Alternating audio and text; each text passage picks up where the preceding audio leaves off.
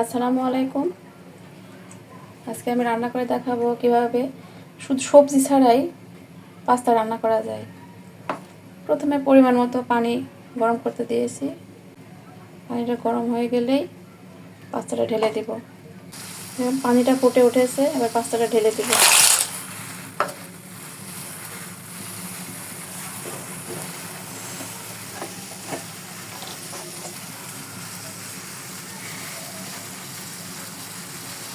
একটু তেল দিয়ে দেব যাতে গায়ে না লেগে যায়।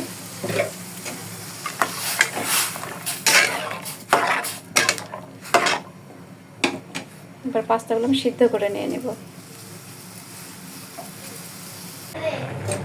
দেখুন আমার পাস্তাগুলো সিদ্ধ হয়ে গেছে। এখন আমরা ছাঁকনিতে ঢেলে পানিগুলো ঝরিয়ে নেব।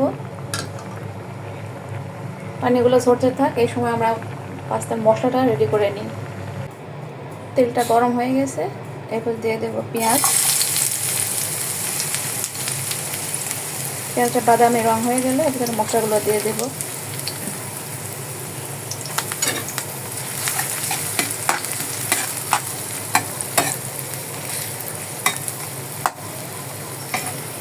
এর ভেতরে মশলাগুলো যা যা লাগছে, ধনিয়া পাতা,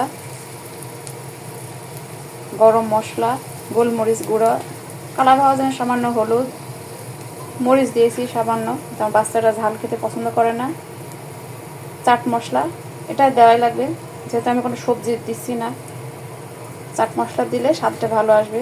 স্বাদ মতো লবণ, লবণ অল্প দিয়েছি কারণ সেদ্ধ করার সময় আমি ভিতরে লবণ দিয়েছিলাম। আর এই মশলাটা যেটা প্যাকেটের ভিতরে ছিল। আর লাগছে সস। পেঁয়াজটা বাদামি রং হয়ে গেছে, এবার মশলাগুলো আমি ঢেলে দেবো।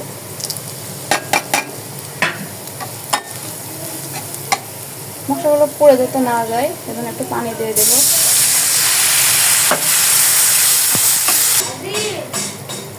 এই মুহূর্তে আপনি টমেটো কেটে দিতে পারেন, যেহেতু আমার বাসায় টমেটো নেই তাই আমি টমেটো সস দেব।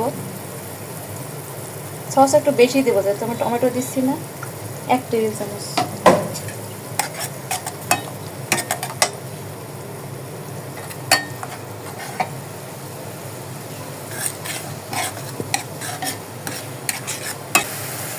এবার পাস্তাগুলো ঢেলে দেবো।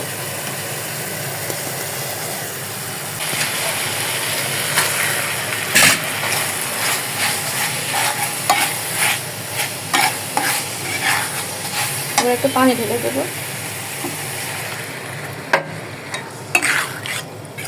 একটু কষিয়ে নেব।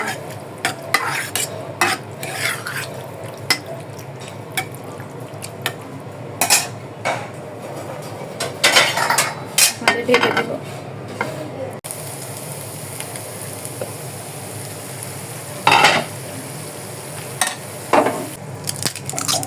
আমি একটা ডিম ভেজে নেব, পাস্তার ভিতর দিয়ে দেবো। ডিমগুলো আমি এটা ঢেলে দেবো।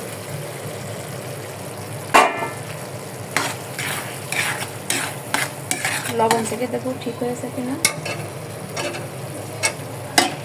একটু লবণ দেব। এবারে পাস্তার ভিতরে যে মশলাটা ছিল মশলাটা দিয়ে দেব।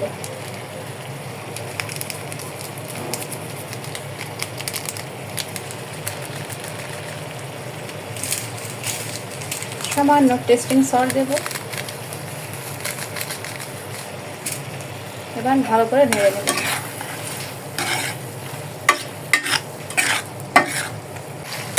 ব্যাস হয়ে গেল আমার সবজি বা টমেটো ছাড়াই পাস্তা। এবার দিয়ে দেবো ধনে পাতা, একটু নেড়ে চেড়ে নামিয়ে নেব। এই যে দেখুন আমার এটা ফাইনাল লুক। একটু খেয়ে দেখি কেমন স্বাদ হয়েছে। Just yummy. আমি এত পাকা রাঁধুনি না, তারপর যেটাই বানাই সেটা খুব একটা মন্দ হয় না।